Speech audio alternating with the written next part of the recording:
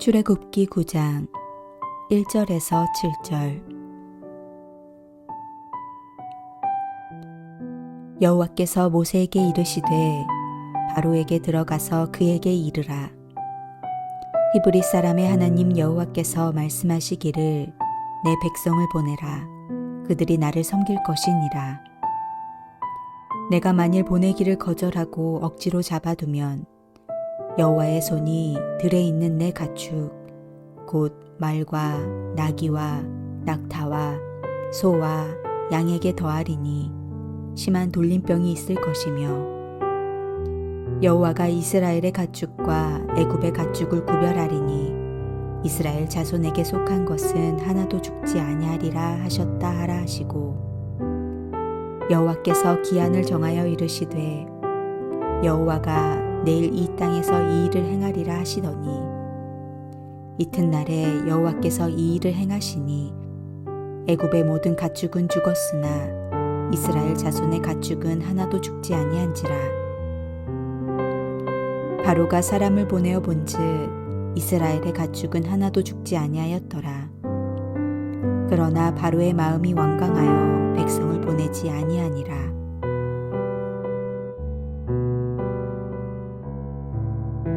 지금까지 애굽 땅에 내린 재앙은 생활에 불편을 가져오는 정도에 지나지 않았습니다. 하지만 재앙은 점점 생명에 대한 직감적인 타격으로 전환됩니다. 여러 가지 표징을 통해 경고가 주어졌음에도 불구하고 바로는 자신의 완악한 마음을 꺾지 않습니다.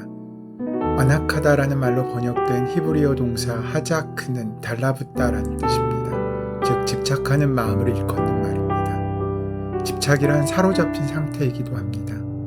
사로잡혔기에 부자유합니다.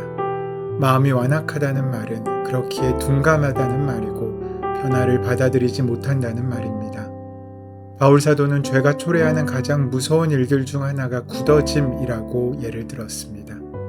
또한 그들의 마음이 하나님 두기를 싫어하며 하나님께서 그들의 상실한 마음대로 내버려 두사 합당하지 못한 일을 하게 하셨으니 로마서 1장 28절 말씀입니다.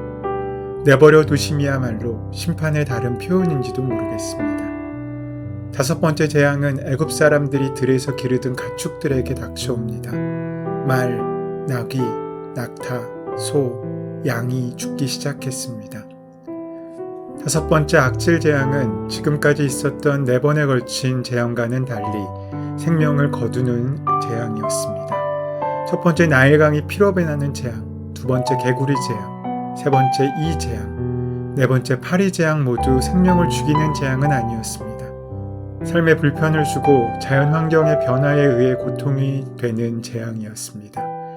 그런데 다섯 번째 재앙에 앞서 임했던 4가지 재앙과는 다른 것은 하나님께서 무서운 병을 통하여 가축의 생명을 거두셨다는 것입니다. 재앙의 강도를 높이면서까지 하나님께서는 그 경고의 말씀을 전하십니다.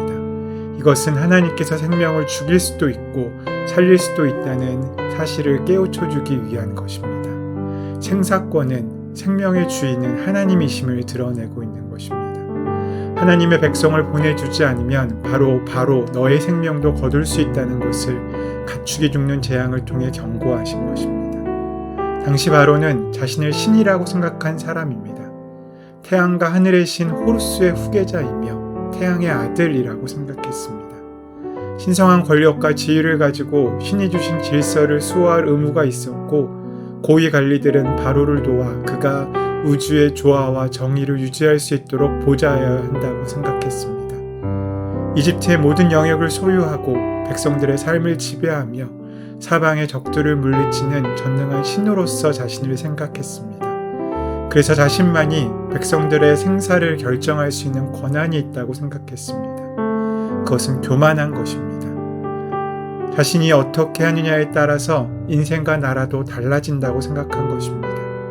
그런데 하나님께서는 가축을 일시에 죽이시는 재앙을 통해서 바로 내가 생사권을 가지고 있음을 보여주고 있으신 것입니다. 즉 바로가 아닌 하나님께 생사권이 있음을 보여주고 있으신 것입니다. 회복도 마찬가지입니다. 하나님의 손에 그 회복이 달려 있습니다. 바로가 막강한 권력을 가지고 신처럼 군림하는 것은 그의 군사력과 경제력 때문이었습니다. 그가 지지받는 것은 바로 이러한 것이 그들에게 있었기 때문에 가능한 것이었습니다. 그런데 하나님은 일순간에 그 모든 것을 거두어 버리십니다. 가축은 고대인들에게 있어서 가장 큰 재산의 비중을 차지하는 것입니다. 말은 전쟁용으로 사용하는 것이었고, 나귀는 단거리 수송용으로, 약대는 장거리 수송용으로 이용되던 교통의 수단이었습니다. 이런 것들을 통해 바로는 권력을 유지하고 세계 최강국의 지위를 누렸습니다. 하나님께서 일순간에 군사력과 경제력, 또 교통에 치명타를 입히신 것입니다. 전국에 있는 가축이 다 죽으면 우연한 질병 때문에 그랬다고 할 것 같으니까 애굽의 가축만 죽이고 이스라엘의 가축은 살려놓으셨습니다. 하나님의 능력을 확연하게 볼 수 있도록 하신 것입니다. 하나님만이 화평을 주장하시는 분임을 알라는 것입니다. 특히 애굽인들은 황소의 신 아피스가 힘과 풍요를 준다고 믿었습니다. 그런데 황소를 죽이는 것입니다. 사랑과 미의 여신 암소의 신 하토르를 섬겼습니다. 염소의 신을 섬겼습니다. 그런데 그러한 동물들이 죽어나가는 것입니다. 그것을 통하여 보여주시는 것은 그들의 풍요를 보장해 주는 것은 그들이 섬기는 헛된 신들이 아니라는 것입니다. 인간의 모든 행복과 생사화복을 주장하시는 분은 하나님이시라는 사실을 보여주고 있으신 것입니다. 오늘날도 우리 하나님께서는 우리가 이해할 수 없는 수많은 자연재해와 사건을 통하여 교훈을 주시고 있으십니다. 생사화복의 주인이 하나님이시다는 사실을 교훈해 주고 있으십니다. 그런데 네 번째 재앙 때 그랬던 것처럼 하나님은 애굽 사람과 이스라엘 사람을 구별하셨습니다. 애굽 사람의 가축은 죽었지만 이스라엘의 가축은 죽지 않았습니다. 바로는 사람을 보내어 이 같은 사실을 확인할 뿐 아무런 조치도 취하지 않았습니다. 그것이 예언적 사건임을 알았지만 그렇다고 하여 쉽게 굴복하고 싶지도 않았고 또 굴복할 수도 없었을 것입니다. 굴복하는 순간 그에게 씌워진 태양신의 대리자라는 가면이 벗겨지게 될 것이라는 사실을 그는 너무나 잘 알고 있었습니다. 바로는 오랫동안 가면을 쓰고 산 이들의 보편적인 운명이 어떠한지를 고스란히 보여주고 있습니다. 하나님께서는 거듭해서 기회를 주십니다. 이미 4차례에 걸쳐 바로에게 기회를 주셨습니다. 생사화복을 주장하시는 하나님께 돌아와 하나님을 섬기라고 계속적으로 바로에게 기회를 주시고 있으십니다. 하나님께 돌아오는 길만이 살 길이라는 사실을 기적을 통해 4차례나 보여주고 있으심에도 불구하고 바로의 마음은 여전히 완악하고 강팍합니다. 무감각합니다. 깨닫고 회개하고 돌아오지 않습니다. 4가지 재앙을 당하면서도 조금 불편하고 잠시 고통을 받는 것이라고 심각하게 받아들이지 않는 것입니다. 몸에 이상이 왔는데도 심각하게 받아들이지 않고 있는 것입니다. 정치에 이상이 왔는데, 경제에 이상이 왔는데, 민심에 이상이 왔는데 그것을 심각하게 받아들이지 않고 눈 감아 버렸습니다. 바로의 강팍한 마음은 하나님께 항복하지 않았습니다. 하나님께서는 그래도 또다시 5번째 기회를 주십니다. 그런데 이제까지의 재앙과 달리 그 기간을 정확히 정하셨습니다. 5절 말씀을 보시면 기한을 정하여 말씀하십니다. 내일 행하신다는 것입니다. 그리고 그대로 행하십니다. 하루의 시간을 여유로 주셨습니다. 백성들이 그를 존경하고 따를 수밖에 없는 요소인 경제력과 군사력에 심각한 폐해를 주겠다고 말씀하셨습니다.